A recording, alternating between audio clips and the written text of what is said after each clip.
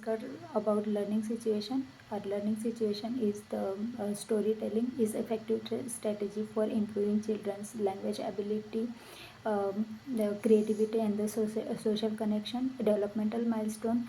A child between 2 to 3 years old likes the simple story with the pictures, whereas the child from the 4 to 5 years old they like more complex stories. Child's personality extrovert enjoys more, whereas the introvert still attend the story and listen it. Interest and the motivation. If stories are based on their interest, they are more attentive and understand the stories and concept. Culture stories. If stories are based on their culture, they will be more interested and relate their own experiences. Let's talk about the situation. First, the learning environment. We must need to provide the environment which is more comfortable and has more decorations and puppets and visual aids which support the storytelling. And if we are talking about social dynamics, we understand that storytelling has we need to expose. We need to have a group engagement. So the children must respect each other's view and work together to solve to go with the storytelling.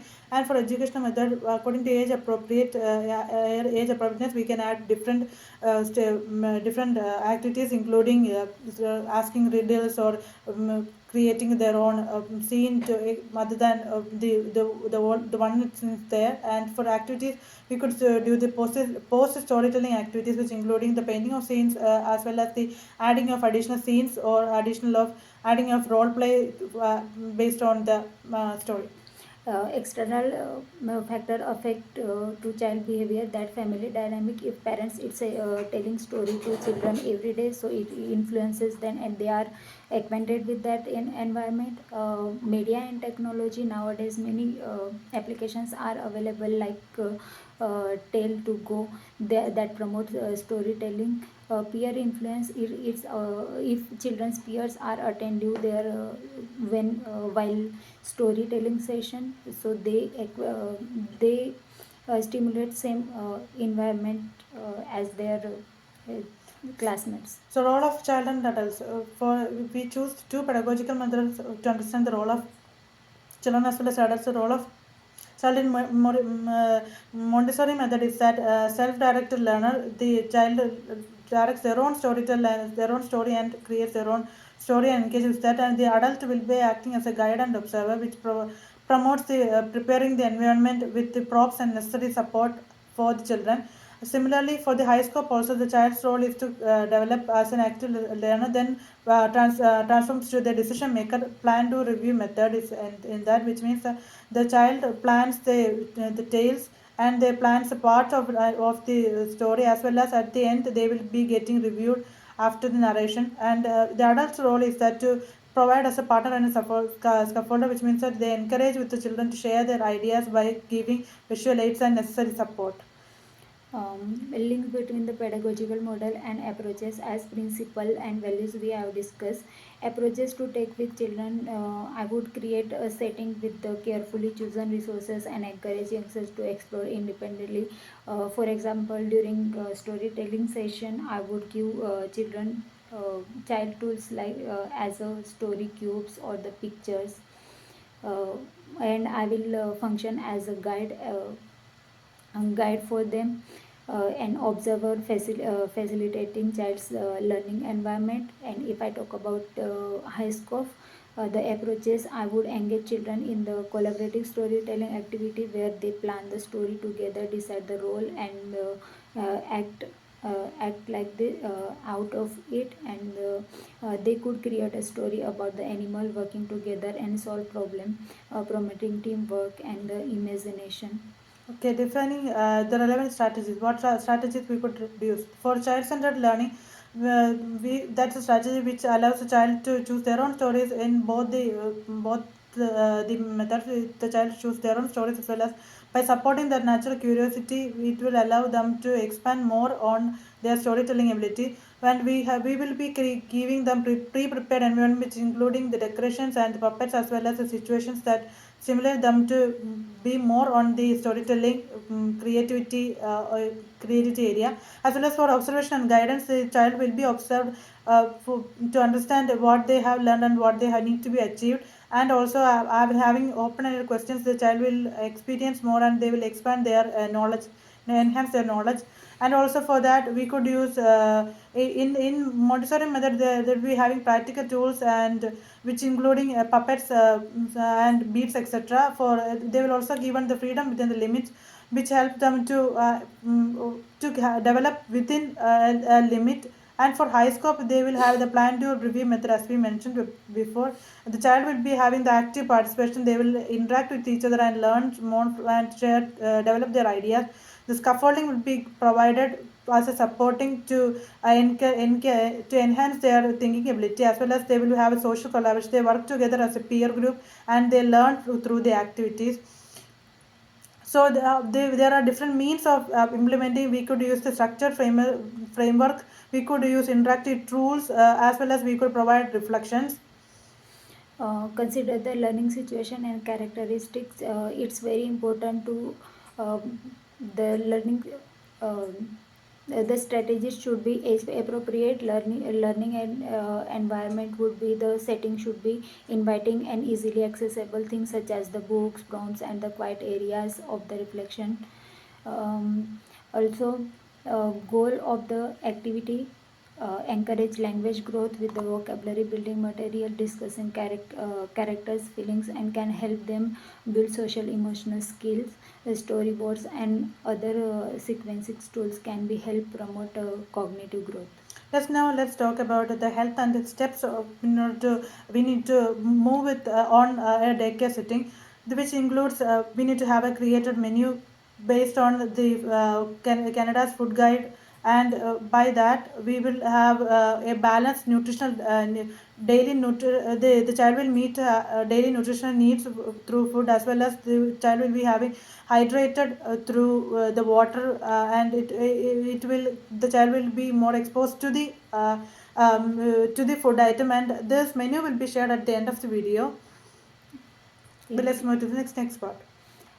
Include each food group. As an educator, we introduce this by the ensuring at least two and half of the fruits and the vegetable, dark green or orange, at least one half to two serving of the various grains products, half for more which are whole grain produce, at least one serving of the milk and the various substitutes, avoiding low fat dairy products, at least half serving of the variety of the meat, and make sure that all type of food groups are included in the our menu. Okay, then come here. If you're considering about an 18-month-old, the child is now really fascinated with the new taste. So, to introduce with them from mother's milk, we can give them unsweetened fruit puree, which helps them to know more about new tastes. And by that also we need to make sure they have colors as well as smooth texture in order for them to love it, and they must be continued as a routine to familiarize with it. And after few months we need to add some seasoned food items for to enhance and to expand their flavor buds. By that they could understand more about the food. Observe the special diet children, those I have having an allergy, communicating with the parents. I would have to routine update of the chart to maintain the understand special diet and the children with allergies are safe. I would introduce we are the same policy, we where every child will get opportunity to eat together.